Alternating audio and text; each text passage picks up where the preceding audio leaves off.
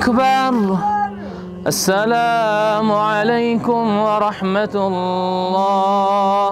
السلام عليكم ورحمة الله. نن هم د داسې یو صحنې شاهدان یو چې یو مظلوم، یتیم، وږی تږی، قرضدار، پوروړی، مهاجر، مسافر او د ذلیل او کینهکح ګاونډیو په مرمۍ سوری سوری انسان موږ خاورو ته ښکته کړی.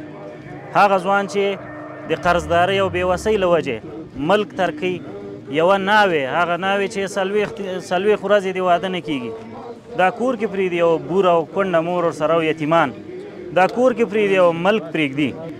کاشکې د دې درد، د دې هغه مظلومیت، د قرضدارۍ او بېوسۍ حالت زموږ تاجرانو درک کړی وی، کاشکې زموږ مسؤلینو درک کړی وی، کاشکې هغه چا درک کړی وی چې چا د دې وس لاره. اگر چې دا د تقدیر مسایل دي، په دې کې موږ څه نه شو ویلی، خو هغه زموږ انساني همدردي او زموږ انساني مسؤلیت دا دی چې همیش موږ باید د بیچاره او فقیرو پوښتنه وکړو تر څو داسې بد وضعیت په دې باندې رانه شي. 2 میاشتې وړاندې همدغه منطقه کې یو کس د فقر او بیچارګۍ له وجې ځان وژنه کوي، هغې نه هم همدغسې یتیمان او یوه کونډه ښځه او 15 تنه یتیمان پاتې کېږي. خو هغې نه هم داسې حالات کې خبرېږو چې قصه ختمه وه. اگر چې ډېرو دوستانو په دې باندې نیوکې کړې وې چې تاسو ولې مخکې خبر نه اخلئ، نو موږ دومره امکانات نه وي چې د ټول ملک په سطحه باندې هر چا ته رسیدګي وشو کولی. د ملک همدغسې زرګونه دردونه هر طرف ته شته، خو موږ په دې کې وروسته خبرېږو، وروسته ترې خبر شوي یو، نو د الله نه مغفرت غواړو او الله تعالی دې موږ په دې کې نه نیسي. یعنې دا د رسول الله صلی الله علیه وسلم فرمایي چې کلکم راع و کلکم مسئول عن رعیته.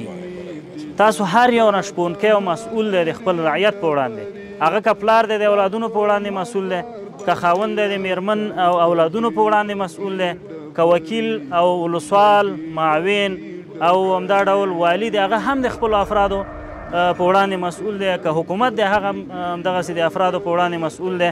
الله دې دغه حالتونه ختم کړي چې زموږ ځوانان خپل ملک پرېږدي او پردیو ملکونو ته روان دي، هغه هم د هغه ظالمو انسانانو په لمن کې ولیږي چې هېڅکله هغوی رحم ورباندې نه کوي.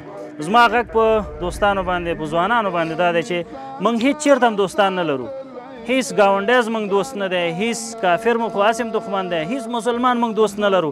راځئ چې په خپل منځ کې سره جوړ شو، دا ملک ودان کړو. حکومت ته مو غږ دا دی چې خپله غېږه پراخه کوي، ځوانان مه پرېږدئ چې بیرون لاړ شي، هغه اسباب د هغه اسبابو دروازې وتړئ چې ځوانان مجبورېږي او ملک پرېږدي او بل خواته ځي. نو الله دې د ملک باندې رحم وکړي، تر څو به موږ دا جنازې ښخوو، تر څو به موږ دغه د وینو ډنډ زړونه، غمګین زړونه همیش ځان سره ګرځوو. نو راځئ چې لاسونه سره ورکړو چې څومره مو وس کېږي د ملک د آبادۍ دپاره، د ملت د خدمت دپاره مټې راونغاړو او پیسې بډ وهو، کار وکړو. و این آدم بدر به نهایت فهمیدیم مشکلات داشت، یتیم بچه بود، مشکلات داشت، جنجال داشت، فهمیده از این پریشانی 40 روز از عروسی از این میشده. اون دوستا هم مگی واقف هستین از این بیچارگی و پریشانی و قصداری و بدر میگه پا بدر سرد از یا به ملک بدر بیگانه رسید. در اون ملک هم فهمیده در قدر بیرحمانه فهمیده در بچه که کشتن، فهمیده که اصلا فهمیده 14 روز مکملی در آن مانده، شفاخانه مانده، بدر چقدر مشکلات و پریشانی را دیدک. به نهایت فهمیده در مشکلات داشت. همین تماما مسائل ازی بدر بار موضوعات قرض بود، فهمیده که پشت خانه هر روز صبح بیگا بدر نفر بیاد که پیسه بده، بالاخره واداری رسا فهمیده در که به ایران بره که من برم یک 4 با پیسه برم که بدر قرض وام بخواد خلاص کنم.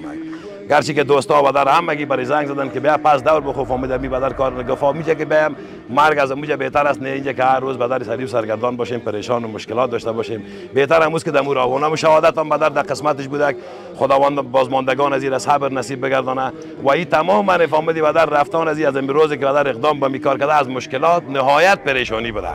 یه نوی آدم از پریشانی، از مشکلات، از قصداری، یتیم بچه فهمیدی بدر 40 روز از عروسی شده بدر در ایران سرادش میرسه. در ایران هم فهمید نارسیده در فهمیدی در ظالما بدر که مرمی میزنن، فهمیدی میکشنشون، در فرقشون میخوره، در کمرشون میخوره. شهادتش خداوند قبول مقبول کنه. فهمید در یعنی بدر در اینجا بدر رسیده که آدم از ناتوانی فهمیدی قالیس فهمید در اینجا رسیده. اومده تا اینجا فهمیدی 1,20,000 افغانی را فهمیدی در تا اینجا خورده که تا اینجا رسیده و بسیار پریشانی 12 روز 13 روز فهمیدی در نیمروز بدر 3-4 نفر فهمیدی در اینجا بدر منتظر بودیم که تا این جنازه بدر رسیده دست ما یعنی 1 لک کرای موتر رو بدر که رسیده 1,20,000 1,08,000 خورده، یعنی مصرف شده. دیگه در شفاخانه بدر چقدر بدر اونجا بدر قرضدار مونده، فهمیدیم فرمیایش از فهمیدار که از اونجا بدر یک چیز قرضدار مونده دیگه، این کلش در قرض بدم. از امی عروسی هم فهمیدی در یگان 2 لک 2.5 لک روپای قرضدار است این بچه. یعنی مجموع تقریبا 4 لک افغانی فهمیدار بدر قرضدار شده که در جنازه شو تویش بدر 4. همین بچه‌ای که خود از جام کلیندر بود، در این موتر مرسدس بنز کلینر بود، فهمید روزی ساعت 1.5 ساعت میداد استادش هم اینجا حضور داره شاید باشه.